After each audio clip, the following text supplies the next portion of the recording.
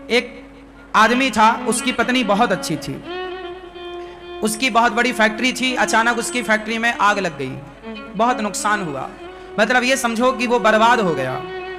अब सब कुछ खत्म था, घर भी रहने को नहीं था, जो था वो भी गिरवी था।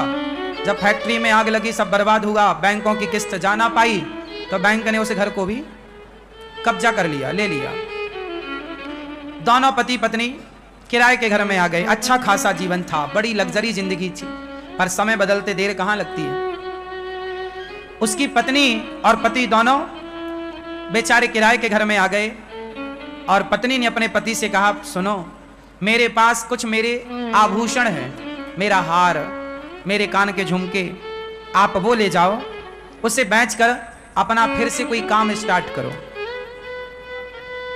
पति ने कहा कि नहीं, मैं तुम्हारे जेवर नहीं बेचना चाहता, पर जिद करी पत्नी ने, नहीं, आप काम शुरू करो, फिर खड़े होइए, घबराइए मत। उसकी पत्नी ने उसे मोटिवेट किया, बहुत अच्छा एक पत्नी धर्म निभाया। देखो पत्नियां कितना अच्छा काम कर सकती हैं, अपने पति को मोटिवेट कर सकती हैं, अपने पति को गलत राह से लाकर के सही राह में चला सकती हैं, यदि पत्नी समझदार है तो। एक पत्नी से अच्छा मित्र नहीं हो सकता, याद रखिएगा। पत्नी सबसे अच्छी क्या होती है? पति की मित्र होती है, दोस्त होती है। एक पति से अच्छा दोस्त नहीं हो सकता, एक पत्नी से अच्छा दोस्त नहीं हो सकता, एक पत्नी से अच्छा आपका शुभ चिंतक नहीं हो सकता। मां के बाद यदि आपका शुभ चिंतक कोई है तो आपकी पत्नी है। उस पत्नी ने, बेचारी ने, अपने सारे आभूषण पति को दिए, जबकि पत्नियां अपने आभूषणों को बहुत प्यार करती हैं, वो अपने पति को भी हाथ नहीं लगाने देती आभूषणों में। लेकिन उस स्त्री ने अपने सारे आभूषण बेच दिए और पति को पैसा दिया कि ये लो आप पैसा, आप अपना काम स्टार्ट करो। उसके पति ने फिर जो फैक्ट्री में नुकसान हुआ, अब उसे फिर छोटे रूप से शुरू किया। अनुभव तो था ही काम का, छोटे रूप से स्टार्ट किया।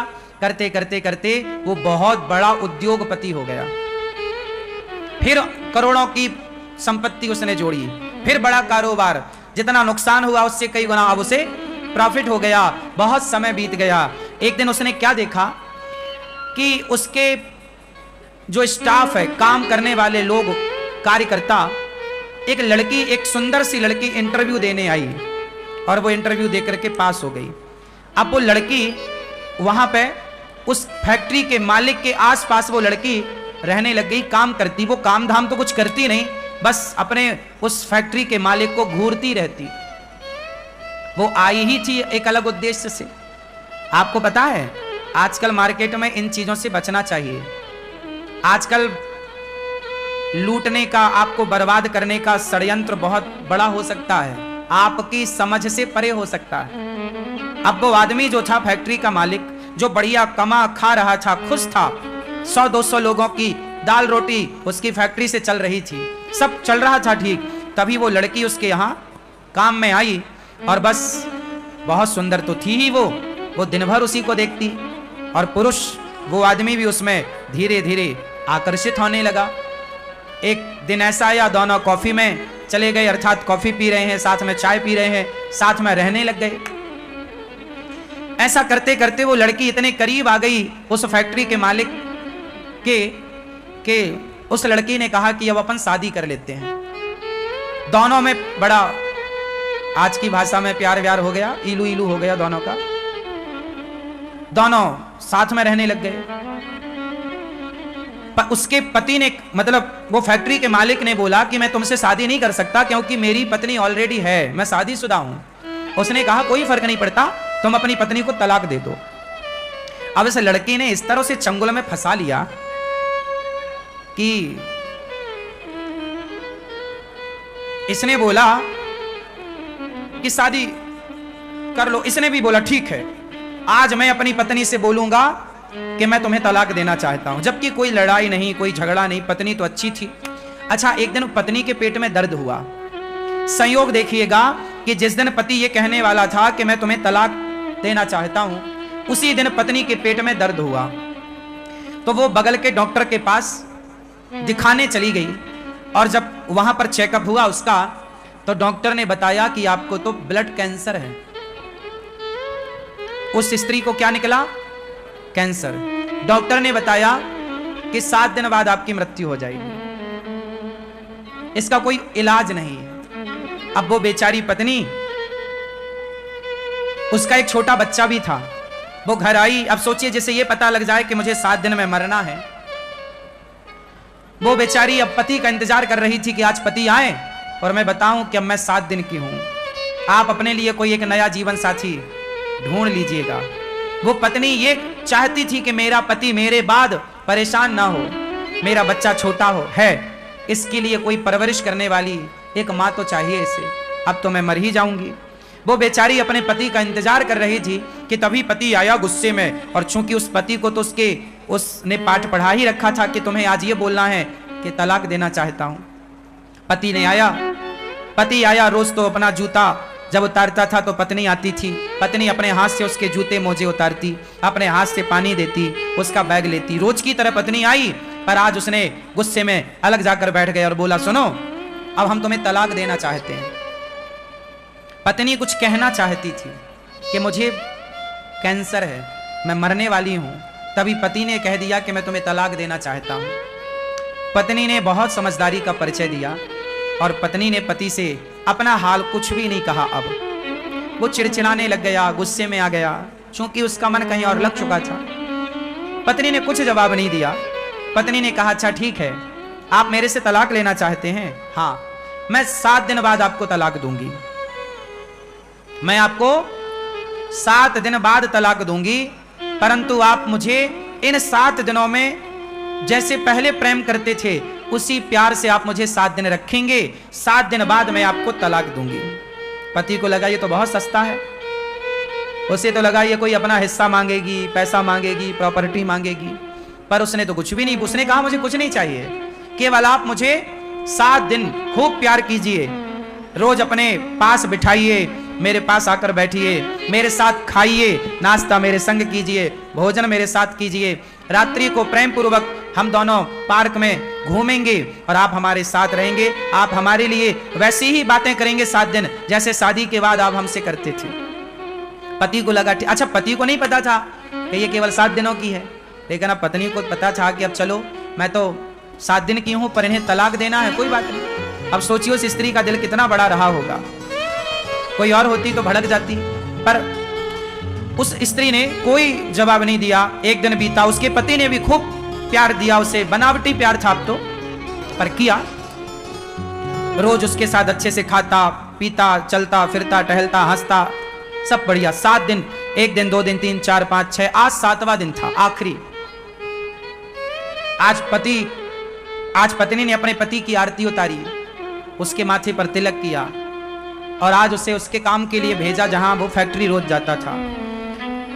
और जब उसका पति आज घर से गया ना, तो उसके मन में विचार आया कि मेरी पत्नी देखो मेरे से कितना प्यार करती है। मैंने कहा कि मुझे तलाक चाहिए, तो उसने मेरे खातिर कि यदि मैं खुश हूं तो मेरी खुशी के लिए वो तलाक भी देने को तैयार हो गई। अब बताइए इससे बड़ा प्रेम क्या होगा। यदि पति तलाक चाहता है तो पति की प्रसन्नता के लिए वो तलाक देने को तैयार है। वो मेरे लिए, मैंने तलाक का बोला फिर भी वो मेरे से प्यार करती है। और ये जो लड़की मुझे मिली है ये तो मेरी दौलत की भूखी है। मेरी पत्नी ने तो अपने जेवर बेचकर मेरा ये कारोबार खड़ा किया। मेरी पत्नी मेरे सुख में मेरे दुख में सदा रही है। आज मेरी पत्नी ने कितना साथ दिया आज तक, और मैं किसी एक लड़की, एक स्त्री के चक्कर में आकर एक सुंदर पत्नी का, एक पतिव्रता नारी का मैं त्याग कर रहा हूं। लो भैया, अचानक भगवत कृपा देखो, उस आदमी का हृदय परिवर्तन हो गया बिना कुछ के। याद रखिएगा, ईश्वर न्याय करते हैं, ईश्वर न्याय करते हैं। उसका हृदय बदल गया और वो आज सारा काम छोड़कर ऑफिस का दिन को ही भागा घर की ओर के मैं अपनी पत्नी से माफी मांगूंगा, सॉरी बोलूंगा कि मैं तो जो तलाक का बोला मैं मजाक कर रहा था। उस लड़की को उसने अपने दफ्तर से हटाया, काम से निकाला। उसके चक्कर में उसने कहा कि मेरी पत्नी के गालों में झुर्रियां पड़ गई हैं, ये लड़की जो मुझे मिली है ये बड़ी सुंदर है। मैं इस सुंदरता के कारण इस पे मर रहा था, जबकि मेरी पत्नी ने मेरा कितना साथ दिया।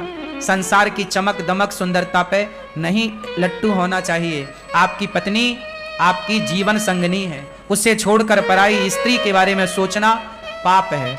चमड़ी का मोह, चमड़ी से इतना प्यार ना करना, चमड़ी के इतने गुलाम ना हो जाना कि आप उस चमड़ी के चक्कर में सारे गलत काम करने लग जाओ। वो आदमी फैक्ट्री का मालिक दौड़ा दौड़ा घर गया। जैसे ही घर पहुंचा तो दरवाजा खोले थे। घर के अंदर प्रवेश किया, आवाज लगाया उसने अपनी पत्नी को, पर पत्नी ने कहीं से कोई रिस्पांस नहीं दिया, कोई आवाज नहीं आई लौटकर। वो सोचा रसोई में होगी, रसोई में पत्नी नहीं, यहां होगी वहां होगी, सारी जगह देखा, उसकी पत्नी थी ही नहीं। तब वो अपनी पत्नी के कमरे में गया ऊपर, और जब कमरे में जाकर देखा तो उसकी पत्नी बिस्तर पर पड़ी हुई थी और बगल में एक कागज था। वो कागज में कुछ लिखा था। वो पत्नी को जगाया, अरे देखो मैं आ गया भाग्यवान, सुनो मैं तो तुमसे मजाक कर रहा था, मुझे माफ कर दो, सॉरी। वो बहुत बोलता जा रहा, पर पत्नी तो सुनने को तैयार नहीं, वो तो बिस्तर में पड़ी। वो पड़ी क्या थी? वो मर चुकी थी, लेकिन मरने के पहले उसने एक पत्र लिखा था अपने पति के लिए। अब उस कागज में क्या लिखा? अब ये पति उस कागज तक पहुंचा और पढ़ने लगा, और जब पढ़ा तो उसमें पत्नी ने लिखा था, मेरे पति परमेश्वर, मैं भगवान से प्रार्थना करती हूं कि हर जन्म में मुझे आप जैसा पति मिले। मेरे पति परमेश्वर, आप जैसा पति पाकर मैं बहुत खुश हूं, मुझे आपसे और भगवान से कोई शिकायत नहीं है। आपकी खुशी थी, आप मेरे से तलाक चाह रहे थे, मैं चाहती तो आपको तलाक उसी दिन देती, लेकिन जब आप तलाक लेते मेरे से, तो जो हमारा छोटा सा बालक है, बच्चा है, जब वो ये देखता कि मेरे पिताजी मेरी माँ से तलाक लेना चाहते हैं, तो मेरे बच्चे के संस्कार बिगड़ते और मेरा बालक बड़ा होकर वो आपका शत्रु बन जाता कि मेरे पिता ने मेरी माँ को छोड़ा था। तो कहीं मेरे बच्चे के अंदर आपके प्रति कोई शत्रु भाव पैदा ना हो जाए, इसलिए मैंने आपको तलाक नहीं दिया। जिस दिन आपने मुझे तलाक का बोला, उसी दिन मैं डॉक्टर के यहाँ गई थी। उसने मुझे चेकअप करके बताया कि मुझे ब्लड कैंसर था, मैं 7 दिन बाद मरने ही वाली थी। मुझे लगा कोई बात नहीं, आपको भी तलाक चाहिए, तो मैंने सोचा कि 7 दिन बाद तलाक दूंगी, 7 दिन बाद तो मैं सदा के लिए चली जाऊंगी। आपका जिससे मन करे आप विवाह करके अपना घर बसाइएगा, बच्चे के संस्कार ना बिगड़े, इसलिए मैंने आपको कोई जवाब नहीं दिया। क्योंकि हमारे बच्चे जब हमें आपस में लड़ता झगड़ता देखेंगे तो बच्चों के संस्कार बिगड़ते हैं। मैं नहीं चाहती कि मेरे बच्चे के संस्कार बिगड़े। बस अब मैं कैंसर की मरीज थी, 7 दिन पूरे हो गए, मैं जा रही हूं, अब आप अपना घर बसाइएगा, आप खुश रहिएगा।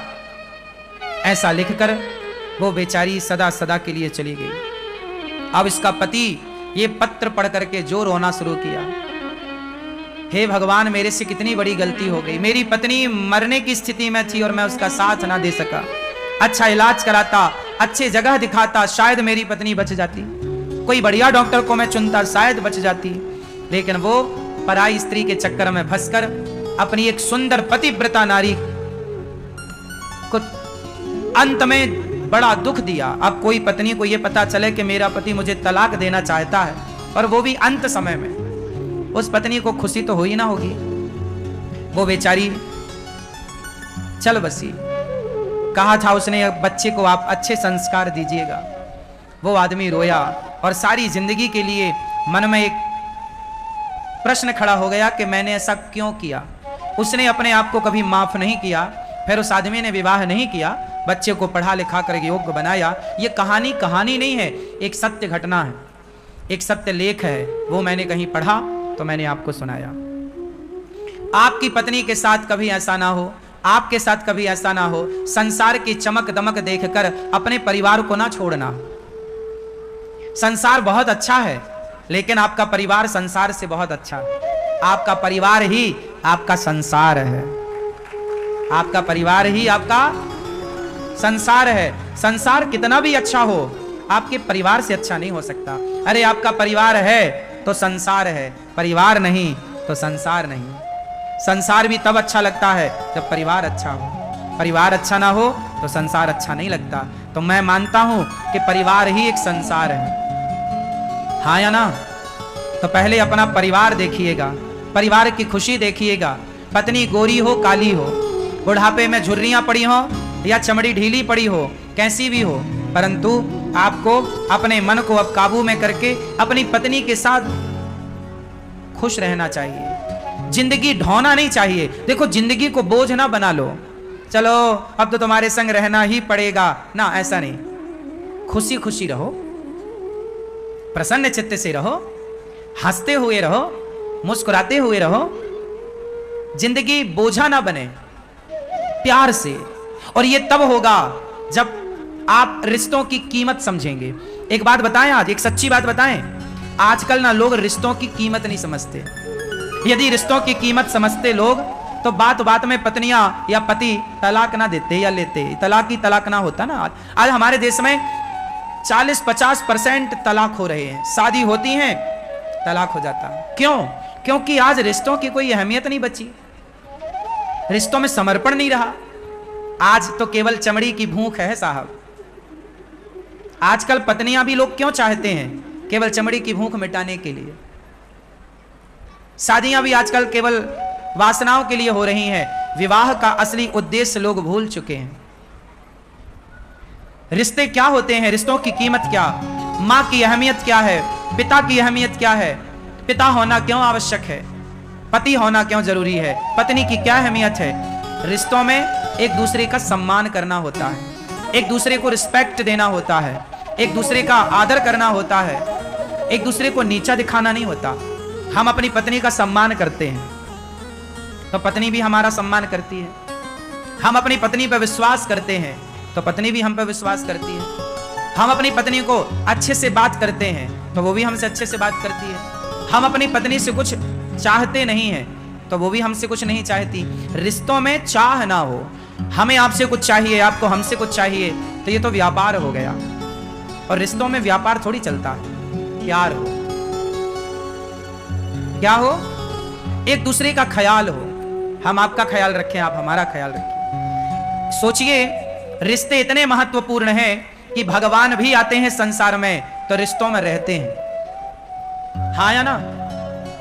भगवान राम आए, भगवान कृष्ण आए तो वो भी रिश्तों में रहे, हाँ या ना?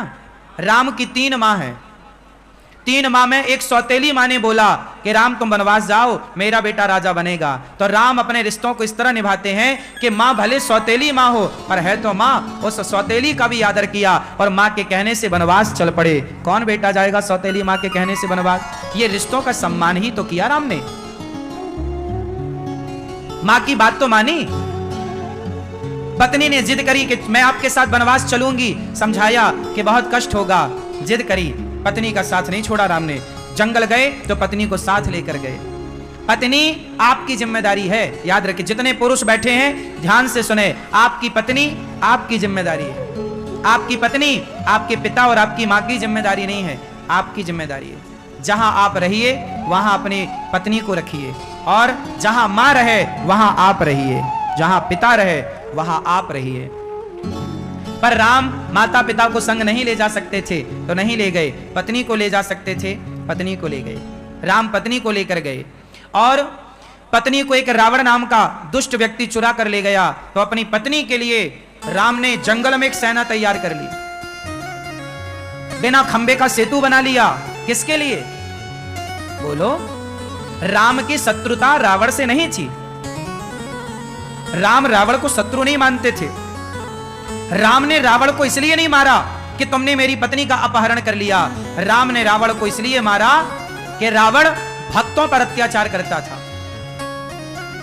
साथ ही रावण ने वो काम किया जो उसे नहीं करना चाहिए। कौन सा काम? एक स्त्री को उसकी मर्जी के खिलाफ उसके साथ व्यवहार करना, यह राम को मंजूर नहीं था। अपनी पत्नी को सम्मान के साथ वापस लाए राम, रावण को मारकर।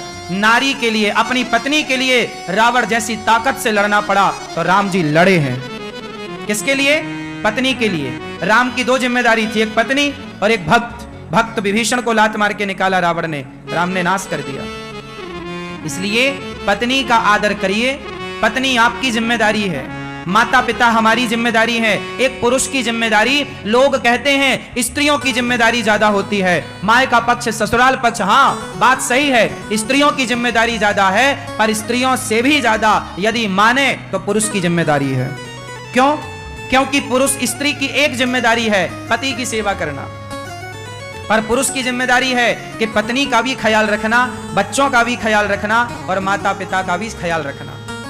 पुरुष की जिम्मेदारियां, आजकल का मर्द अपनी जिम्मेदारी समझ कहां रहा है? वो तो केवल अपनी पत्नी को जिम्मेदारी मानता है, माता को नहीं, पिता को नहीं। भाई पुरुष का मतलब ये नहीं है कि आप एक, देखो एक नाव जो है ना, नाव में दो किनारे होते हैं, हाँ या ना? नाव में कितने किनारे होते हैं? दो, और नदी में भी दो और समुद्र में भी दो, दो किनारे होते हैं। ऐसे गृहस्थी की नौका में दो किनारे हैं, एक पत्नी पुत्र किनारा है, एक माता पिता वो किनारा है। यदि पत्नी की माता को, पत्नी के पिता को कोई दिक्कत है तो मैं उनका सपोर्ट करूंगा, और मेरे जन्म देने वाले माँ बाप को दिक्कत है, कोई कष्ट है तो मैं उनका सपोर्ट करूंगा। मतलब गृहस्थी में ये दो किनारे हैं, एक पत्नी पक्ष, एक आपकी माँ पक्ष। इन दोनों का बैलेंस बना के चलना कि पत्नी भी साथ में रहे और माँ बाप भी साथ में रहे, पूरा परिवार एक संगठित होकर रहे, तब तो आप पुरुष हैं। और आपने यदि एक को चुना, एक को छोड़ दिया, माँ बाप को छोड़ दिया या पत्नी को छोड़ दिया, अच्छे नहीं है फिर आप। पुरुष की जिम्मेदारी है पूरा परिवार संगठित रहे। आपके भाई से आपका झगड़ा हो गया तो आपको कौन अच्छा कहेगा? लोग क्या कहेंगे, यार ये तो अपने भाई से लड़ता है, ये तो अपने भाई का सगा नहीं है। सुनो, कल आपके बच्चे होंगे तो आप अपने बच्चे, आपके दो बेटे हैं माना की, तो आप अपने दोनों बेटों को क्या बताओगे, बेटा तुम दोनों भाई बड़े होकर प्रेम से रहना। कैसे प्रेम से रहना? जैसे हम दोनों भाई प्रेम से रहते हैं। यदि हम दोनों भाई प्रेम से रहते हैं तो हम अपने बच्चों को कह सकते हैं कि तुम भी दोनों भाई प्रेम से रहना। जब हम दोनों भाई प्रेम से नहीं रहते तो अपने बच्चों को हम क्या सिखाएंगे? लव कुश प्रेम से रहेंगे, लव कुश प्रेम से रहेंगे। क्यों? क्योंकि भरत और राम प्रेम से रहते हैं। भरत और राम आपस में लड़ते तो लव कुश भी आपस में लड़ते। माँ बाप से बच्चे सीखते हैं। और मैं आपसे एक बात कहूं, आप अपने बच्चों को किसी और का उदाहरण ना दिया करो, आप खुद ऐसा जीवन जियो कि आप अपना उदाहरण बच्चों को दो कि बेटा जीवन ऐसे जिया जाता है, जीवन को जी करके बताओ। बात समझ में आ रही है, हाँ या ना? तो कैसे जियोगे जीवन?